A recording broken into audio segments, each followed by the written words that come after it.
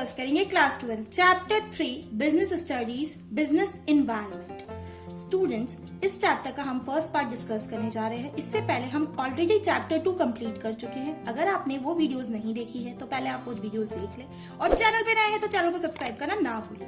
आइए स्टार्ट करते हैं। सबसे पहले हम देखते हैं कि बिजनेस एनवायरनमेंट का मीनिंग होता क्या है। It refers to the surrounding in which business exist. हमारा जो भी पर्सन है जो बिजनेस करता है उसके आसपास जो भी सराउंडिंग्स है, एरिया है जिसमें बिजनेस एग्जिस्ट होता है, उसको हम कहते हैं हमारा बिजनेस एनवायरनमेंट। एक और डेफिनेशन है इसकी, it refers to the sum total of all individual, institution और other forces that are outside the control of a business enterprise but they may affect his performance.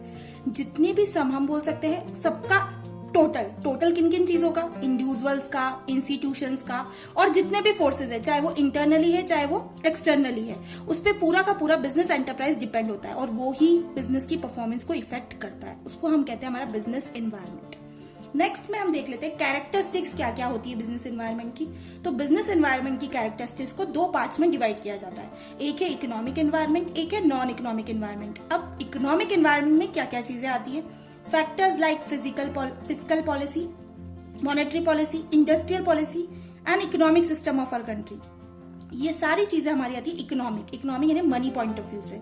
और नॉन इकोनॉमिक एनवायरनमेंट में हमारे आते हैं social, political, legal, technological, ये जितने भी experts है बिजनेस के, इसको हम बोलते हैं non economic environment. Next topic जो कि मोस्ट इंपॉर्टेंट है और क्वेश्चंस अराइज भी होता है एग्जाम के अंदर, what are the features characteristics of business environment. क्या क्या होते हैं हम वन बाय वन लुकआउट कर लेते हैं।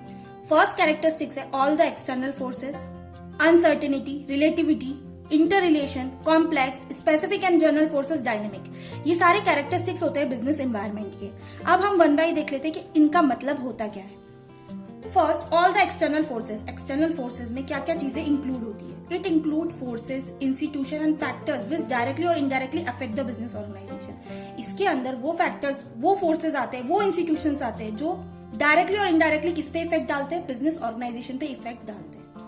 नेक्स्ट है स्पेसिफिक और जनरल फोर्सेस। स्पेसिफिक फोर्सेस के अंदर आते हैं हमारे इन्वेस्टर्स, कस्टमर्स, कॉम्पिटिटर्स, सप्लायर्स। और जो जनरल फोर्सेस होते हैं उसमें आते हैं हमारे social, legal, technological, political environment, जो कि इनडायरेक्टली वे में बिजनेस में इम्पैक्ट डालते हैं। तो स्पेसिफिक का मतलब हुआ इंटरनली वाइज और जनरल फोर्सेस का मतलब हुआ जिसमें हम हमारे बाहर के जितने भी कारण है उनको हम इनडायरेक्टली बिजनेस पे इफेक्ट डाल रहे हैं।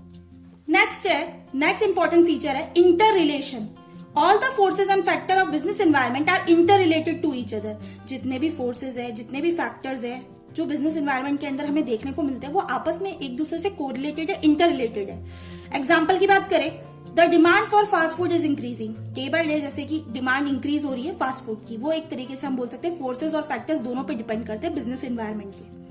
नेक्स्ट है अनसर्टेनिटी। हम जानते हैं बिजनेस में बहुत ज्यादा अनसर्टेनिटी देखने को मिलती है। Environment day by day change हो रहा है, तो चेंजिंग इन्वायरमेंट के साथ बहुत डिफिकल्ट हो जाता है ये प्रिडिक्ट करना कि हम क्या स्टेप्स उठाएं। तो हम कह सकते हैं ये एक इंपॉर्टेंट फीचर है बिजनेस एनवायरमेंट का। For example IT technology sector में कितनी फास्टली रैपिडली चेंजेस होते हैं, fashion industry etcetera.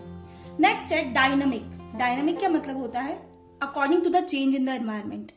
Business environment is highly flexible and keep changing. Day by day हम देखते हैं बिजनेस एनवायरमेंट को चेंज होता रहता है।